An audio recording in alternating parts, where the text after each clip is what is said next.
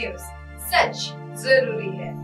नमस्कार, आप देख रहे हैं MNS न्यूज नेटवर्क की खास पेशकश देश की दशा और दिशा में आपका स्वागत है। मैं हूं आपके साथ सोनल। कहते हैं आंकड़े कभी झूठ नहीं बोलते। आपने सियासी बयानबाजी देखी होगी, बयानबाजी मैं भी करती हूं, लेकिन अब लोकप्रियता के पैमाने पर पॉलिटिक्स की स्टेज पर खड़ी है। तुम मेरे दिल के पास हो, रूह कपाने वाले हादसे के बाद पटरियों पर बिखरी लव स्टोरी डायरी के पन्नों की तस्वीरें।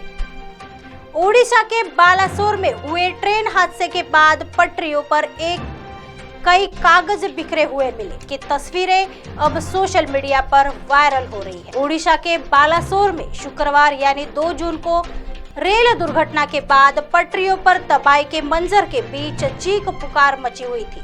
वही एक प्रेम कहानी को समेटे कुछ कागज भी वहां बिखरे हुए थे। इन कागजों को जब पढ़ा गया तो इनमें बंगाली भाषा में प्रेम की कविताएं लिखी मिली। दरअसल ये किसी डायरी के बिखरे हुए पन्ने थे। इनमें किसी ने मछली, सूर्य और हाथियों के चित्र को बनाते हुए अपने प्यार का इजहार किया था।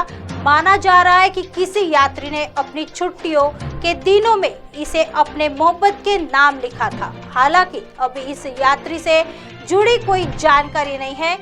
मैं तुम्हें हर वक्त प्यार करना चाहता हूँ, कविता के बोल। इन पन्नों पर बंगाली भाषा में लिखी लाइनें कुछ इस प्रकार है।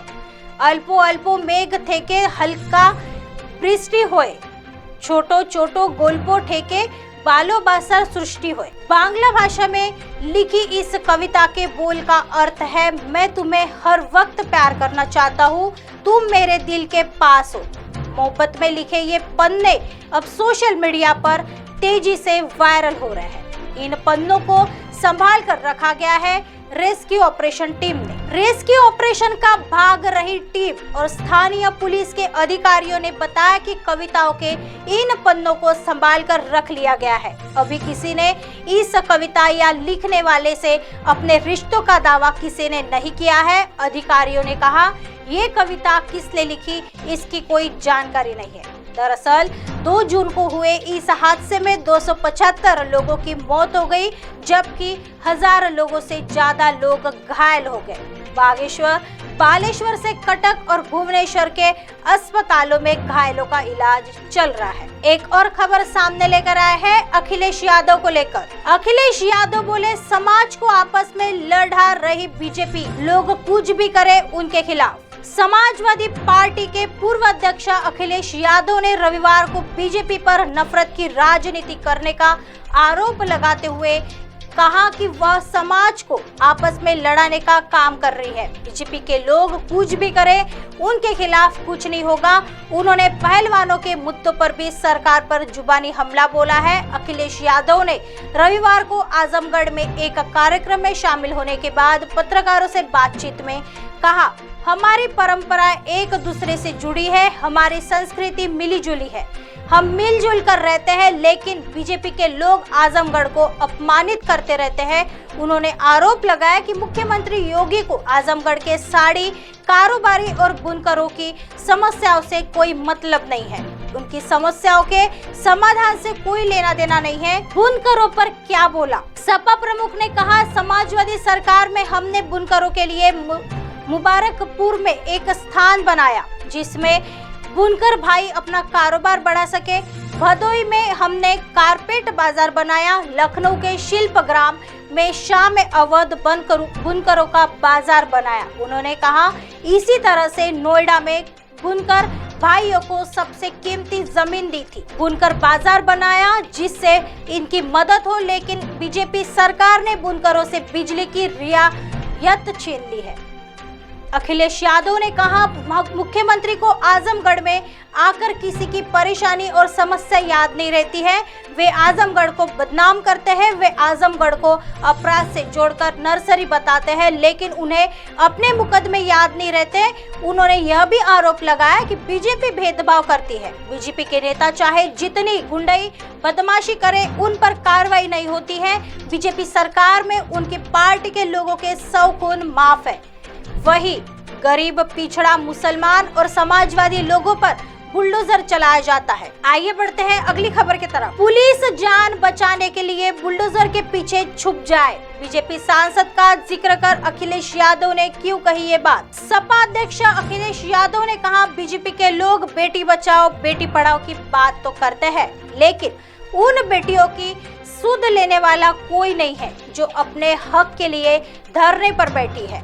आजमगढ़ में एक कार्यक्रम में पहुंचे समाजवादी पार्टी के राष्ट्रीय अध्यक्ष अखिलेश यादव ने ओडिशा में हुए रेल हादसे पर कहा कि यह दुखद है, लेकिन इसमें भारतीय जनता पार्टी का कपट भी सामने आ रहा है। भारतीय जनता पार्टी की सरकार ने कहा था कि हम ट्रेनों में ऐसे डिवाइस लगा रहे हैं जो आगे पीछे आने वाली ट्रेनों को डिटेक्ट कर लेगी और इंजन खुद बंद हो जाएगा, दुर्घटना नहीं होगी। इस घटना के ने साबित कर दिया, इसमें भी कपट किया गया है। झूठी बातें लोगों के सामने प्रस्तुत की गई। जिस तरह की दुर्घटना हुई कन्नौज में सांसद द्वारा पुलिस की पिटाई के मामले पर उन्होंने टिप्पणी करते हुए कहा कि है योगी सरकार है, इसमें कुछ भी हो सकता है। अब आप बताइए कि पुलिस जान बचाने के लिए बुलडोजर के पीछे छुप जाए या क्या करे, और यह कोई पहली बार नहीं है कि इस तरह का आचरण सांसद ने किया है।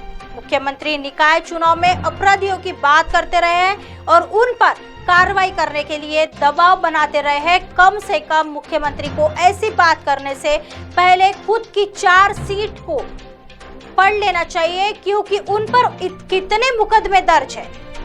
हमारा पुराना गठबंधन आगे चलता रहेगा। वही गठबंधन के सवाल का जवाब देते हुए उन्होंने कहा कि हमारी बातचीत चल रही है, मुझे भी बुलाया गया है, मैं 12 को पटना जा रहा हूँ।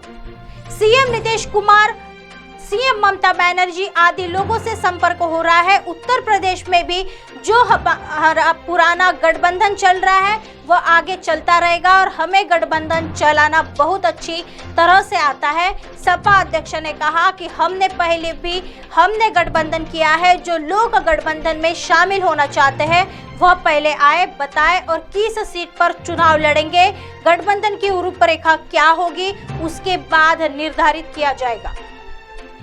आजमगढ़ में सांसद खेल प्रतियोगिता का आयोजन किया गया। इस पर उन्होंने कहा कि बीजेपी के लोग इस तरह के खेलों का आयोजन करते हैं, लेकिन जो बेटियां धरने पर बैठे हुए उनकी चिंता किसी को नहीं है। बीजेपी के लोग बेटी बचाओ बेटी पढ़ाओ की बात तो करते हैं, लेकिन उन बेटियों की सूद लेने वाला कोई नहीं है जो अपने हक के लिए धरने पर बैठी हुई है। आइए बढ़ते हैं अगली खबर की तरफ। मनीष सिसोदिया की अंतरिम जमानत पर हाई कोर्ट आज सुनाएगा फैसला। मामले से जुड़े सिसोदिया को हाई कोर्ट की तरफ से पत्नी से मिलने की इजाजत दी गई थी, जिसमें कहा गया था कि पत्नी से मुलाकात के लिए जेल से बाहर आने के दौरान सिसोदिया किसी से बात नहीं करेंगे। मनी लॉन्ड्रिंग मामले में गिरफ्तार आम आदमी पार्टी नेता मनीष सिसोदिया ने 6 हफ्ते की अंतरिम जमानत की मांग की है, जिस पर जस्टिस दिनेश कुमार शर्मा की अदालत फैसला सुनाएगी। दिल्ली के पूर्व उप मुख्यमंत्री सिसोदिया ने कोर्ट को बताया है कि वो अपनी बीमार पत्नी की देखभाल करने वाले एकमात्र कस्टोडियन है, जिसके आधार पर अंतरिम जमानत मांगी गई है।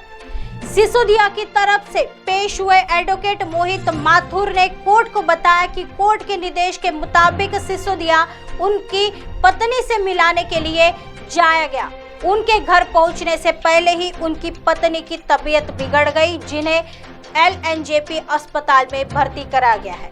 सिसोदिया को हाईकोर्ट की तरफ से पत्नी से मिलने की इजाजत दी गई थी, जिसमें साफ किया गया था कि पत्नी से मुलाकात के लिए जेल से बाहर आने के दौरान सिसोदिया मीडिया कर्मियों से या अपने परिवारों से इतर किसी अन्य व्यक्ति से बात नहीं करेंगे और वह फोन या इंटरनेट का इस्तेमाल भी नहीं करेंगे। दिल्ली हाईकोर्ट ने सिसोदिया की 6 हफ्ते की अंतरिम जमानत याचिका पर शनिवार को फैसला सुरक्षित रख लिया और LNJP अस्पताल से सिसोदिया की पत्नी सीमा के स्वास्थ्य की स्थिति पर रिपोर्ट मांगी थी। ऐसे ही राजनीति का सिलसिला चलता रहेगा। ऐसे ही दिन भर की तमाम बड़ी खबरों से आपको रूबरू कराएंगे। तब तक बने रहिए MNS न्यूज के साथ। नमस्कार।